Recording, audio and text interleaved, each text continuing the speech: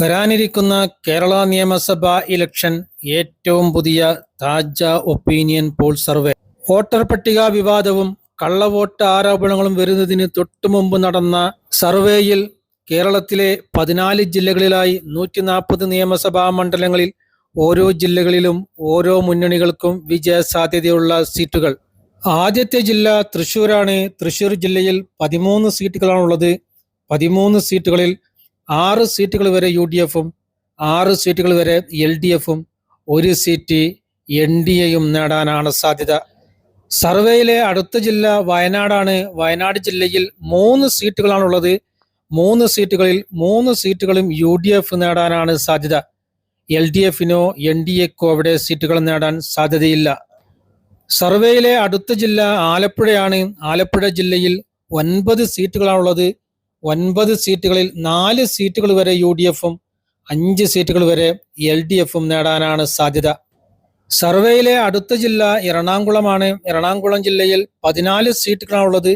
14 സീറ്റുകളിൽ 8 സീറ്റുകൾ വരെ UDFും 6 സീറ്റുകൾ വരെ LDFും നേടാനാണ് സാധ്യത.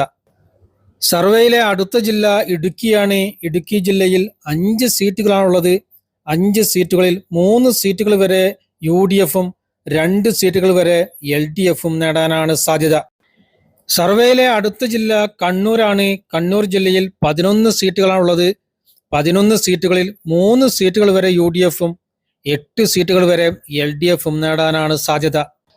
അടുത്ത ജില്ല കാസർഗോഡാണ്. കാസർഗോഡ് ജില്ലയിൽ 5 സീറ്റുകളാണുള്ളത്.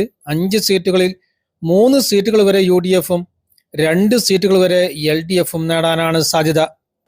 സർവേയിലെ അടുത്ത ജില്ല കൊല്ലമാണ്. കൊല്ലം ജില്ലയിൽ 11 സീറ്റുകളാണുള്ളത്. 11 സീറ്റുകളിൽ 5 സീറ്റുകൾ വരെ UDFും 6 സീറ്റുകൾ വരെ LDFും നേടാനാണ് സാധ്യത. അടുത്ത ജില്ല കോട്ടയമാണ്. കോട്ടയം ജില്ലയിൽ 9 സീറ്റുകളാണുള്ളത്. 9 സീറ്റുകളിൽ 6 സീറ്റുകൾ വരെ UDFും 3 സീറ്റുകൾ വരെ LDFും നേടാനാണ് സാധ്യത. സർവേയിലെ അടുത്ത ജില്ല കോഴിക്കോടാണ്. കോഴിക്കോട് ജില്ലയിൽ 13 സീറ്റുകളാണുള്ളത്. 13 സീറ്റുകളിൽ 7 സീറ്റുകൾ വരെ UDFും 6 സീറ്റുകൾ വരെ LDFും നേടാനാണ് സാധ്യത.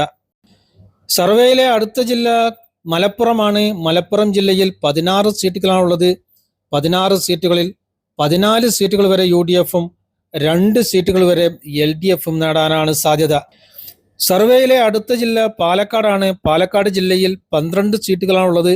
12 സീറ്റുകളിൽ 6 സീറ്റുകൾ വരെ UDFും 6 സീറ്റുകൾ വരെ LDFും നേടാനാണ് സാധ്യത. സർവേയിലെ അടുത്ത ജില്ല പത്തനംതിട്ടയാണ്. പത്തനംതിട്ട ജില്ലയിൽ 5 സീറ്റുകളാണുള്ളത്. 5 സീറ്റുകളിൽ 3 സീറ്റുകൾ വരെ UDFും 2 സീറ്റുകൾ വരെ LDFും നേടാനാണ് സാധ്യത.